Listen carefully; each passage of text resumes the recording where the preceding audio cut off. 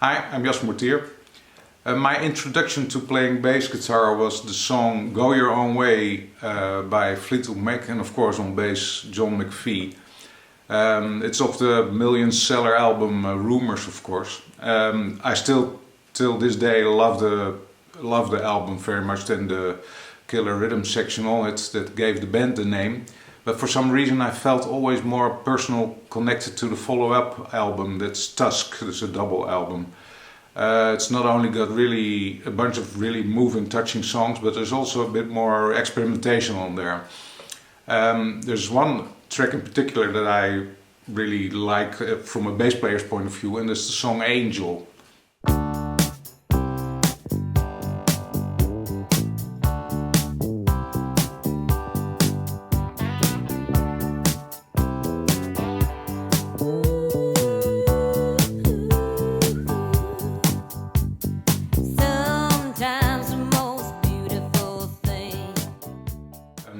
I think the album took forever to record, and I'm pretty sure that all the instruments were recorded separately. And I don't think the bass is not a one take or something, it's pieced together with different takes. But still they achieved a super live vibe in this song, and the dynamics and the interaction with Stevie Nicks' vocals is just amazing. He uses a fairly limited amount of notes. I mainly plays the pentatonic major scale, being in D in this case is 1, 2, 3, 5, 6 and then the 8th octave again. And you can also play it in this position, making a nice box shape and that leaving room for those slides. That's what he uses all the time, so that's one of the fundamentals of the song, I think. I think it's really amazing because he varies all the time without getting busy, I think. It always serves the song. Sometimes even just playing single note, pushing single note, 8 notes, or uses syncopation, open things up, like leaving out the 1 of a bar, for instance.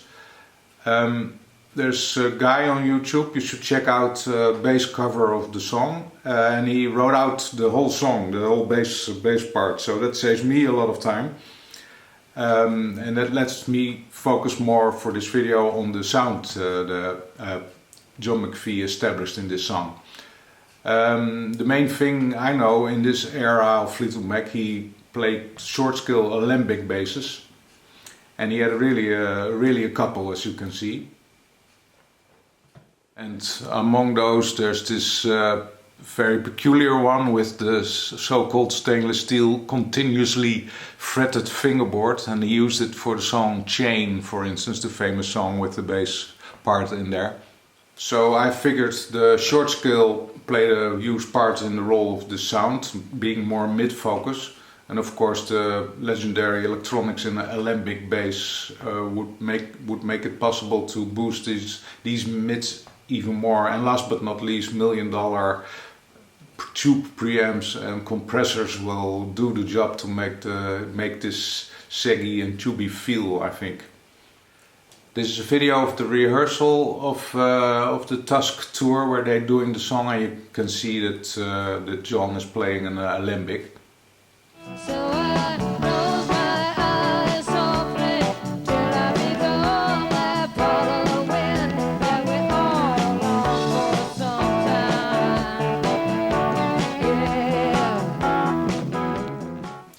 And not having access to an Alembic or a short scale, I always try to achieve the sound with my jazz bass. So flat wounds would be the best choice, but I have round wounds on it for now, but it's just about the idea. Back pickup, tone wide open and straight into the DI.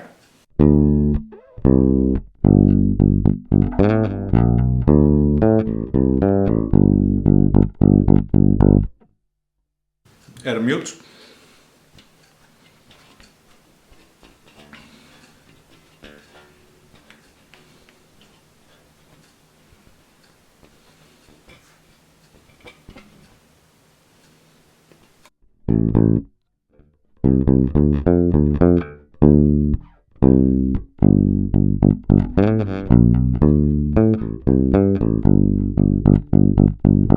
That sounds already way better. Close tone. Ah.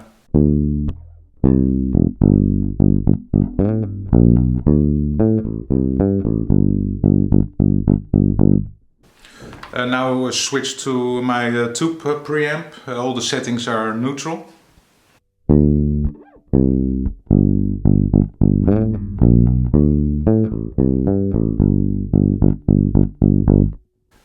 Now engage the deep switch, that gives a bit more punch, and enhance the mids.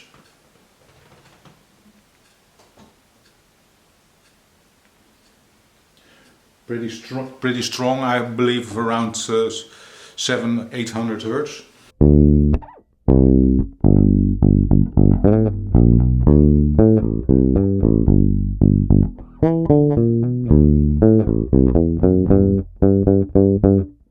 Well, that's already pretty close.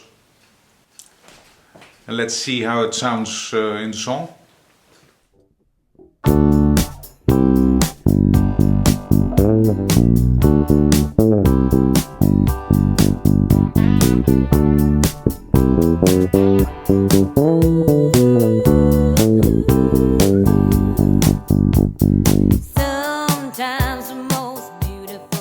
It's already pretty decent, I think. So for preparing the video, I suddenly thought about my short scale bass. I have a short scale bass. It's not an Alembic. It's the cheapest bass in my collection, by the way. Haakström, early 70s. It's got flat wounds on there.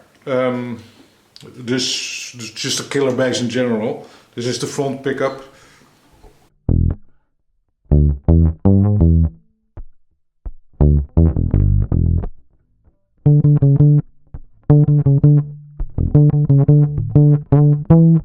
I think it's just an awesome bass. It's a bit of a puppet bass because the string spacing is really narrow.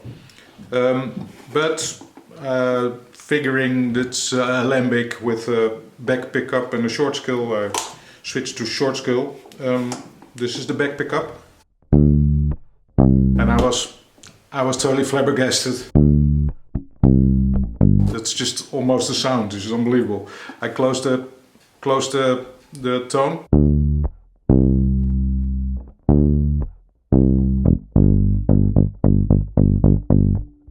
Switch to the tube preamp. Everything neutral. Everything neutral.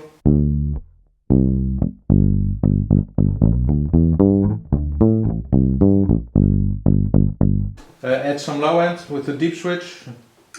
And boost again the mids. Well, it gets me pretty close, I think. So it was time to do a bit more thorough research, and I discovered this pretty obscure video about the making of the album Tusk. Here's John and Lindsay Buckingham and the engineer working on the song Save Me a Place, and check out the bass he's playing. Don't know why I have to wait. Don't know why I can't play. Turn me off, turn me down. I vaguely remember those angled finger rests. Please note that John's bass has 4 tuners in a row and a single cutaway. But I remember those finger rests from this book. It's a beautiful book with a history of bass guitars. And here's the bass I remembered. And you see the angled finger rest. But this particular bass has 2x2 tuner pegs, tuners, and it's double cutaway. So my research continued. This is the 6070, the Gretsch 6070. It turned out to be a series of 4 semi-acoustic basses made by Gretsch. They all share this weird peg on the bottom. You can get it out and you can put it on the floor and play it more or less like an upright. and it also has this back padding, and they all have a mute you can raise with a switch. But there's also difference. The first is the model I just showed you, that's the 6070. So it's got a double cutaway, this 2+2 tuners. It's long scale and it's got one pickup. The 6072 is the same but has two pickups. John's model is the 6071. It's got a single cutaway, 4 tuners in a row. It's short scale and it's got one pickup. And there's also the 6073, aka the Monkey's bass, as played by Peter Tork in this picture. And that's the same as John's model, but it has two pickups. So by this time I found out an auction had taken place in 2022. Probably all Fleetwood Mac fans already knew but me. Where John sold a lot of his stuff. So a lot of those Alembics, but also this one. The bass we're constantly talking about. By now I'm pretty convinced he played the bass for this track, and he played the bass also on other tracks, I think, but with a bit different sound, so with different EQ and different playing style, I think. So like I told you, there's a guy that did it already note by note. I want to play 2 short phrases of the song, kind of note by note, with the sound I have been working on for this video. First I'll play John's version, and then with his bass a bit boosted. I have this AI app I use to either boost or kill the different tracks. And the second I will play the same phrase, and you can hear the difference or the similarities, I hope. I invite you to just jam along. First, of course, pay close attention to what he's playing throughout the whole song. But also just jam along with the chord change, because it's a fairly simple chord change and it's really nice to work on your groove and see what you can come up with different parts and different ways to give the track the dynamics that John is achieving, I think.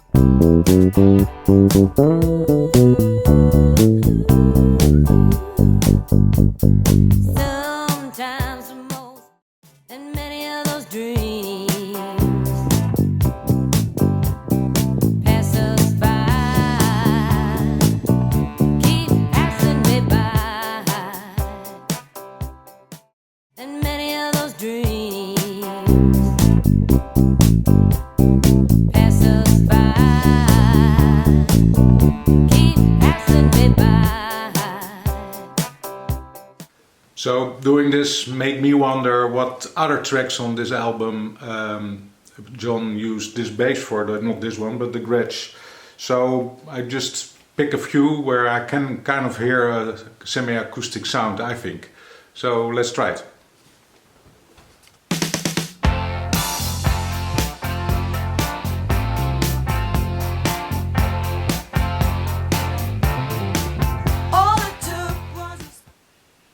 So this one I think he plays more close to the neck. Can you get this sound?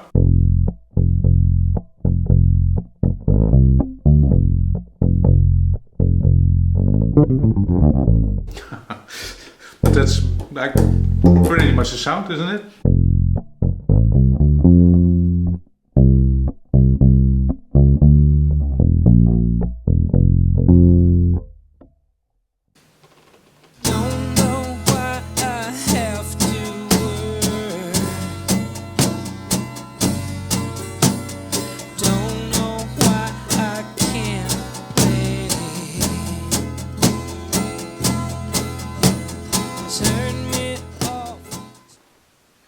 So that's the song we saw they were working on in the studio.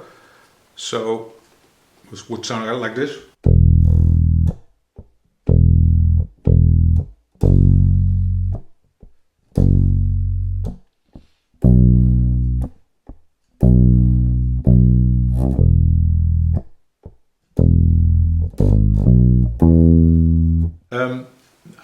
think I can hear acoustic sound, so straight from the bass. So I'll turn the bass off. This is what you hear through the camera.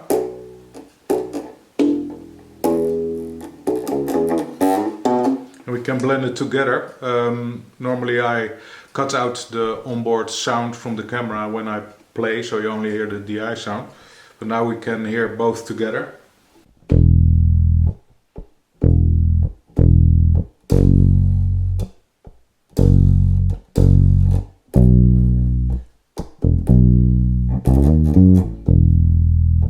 And once again, I think more close to the neck instead of here. That's also a guess that he maybe plays this scratch bass. I don't know. It's not that funny, is it? Don't know what it is, but you can't get enough of it. It's not that funny, is it? Oh man, it's just such killer grooves, unbelievable.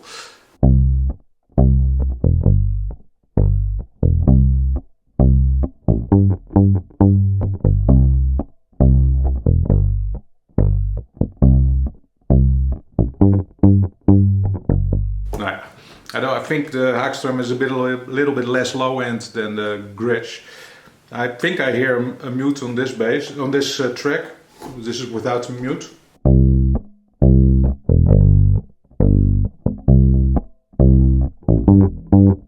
See, it sounds different. We can close the tone. You clip. No, I think it's the mute. Maybe the other tracks too, but I didn't hear it that clearly. I also boosted low end a little on this track. The rest of the settings are the same. That means the mids are still pretty exaggerated. Oh, it's distorting. See, that's the sound I had before. If you play, so where you attack is huge influence on sound.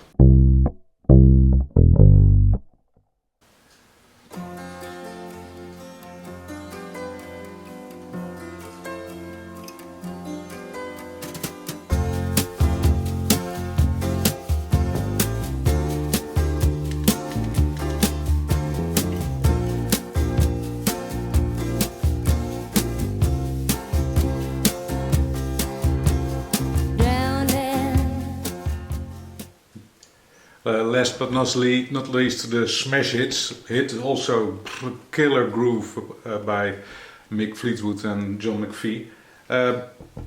Again, I'll play front of the neck.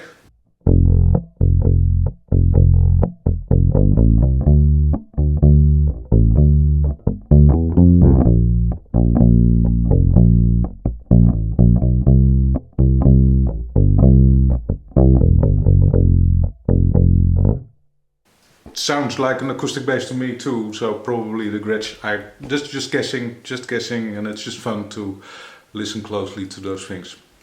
So that's really it. Man, you should really listen to the whole album. There's just a bunch of killer tracks, and never underestimate a simple playing rhythm section. There's so much nuance in the playing of John Mc Vie. He does some tiny slides to juice up his notes, and he uses the vibe of this semi-acoustic bass in this case totally, and it's just greasy and meaty, and I totally like him, and it's never repetitive. It's super organic, so check him out. But that's it for now. Ciao!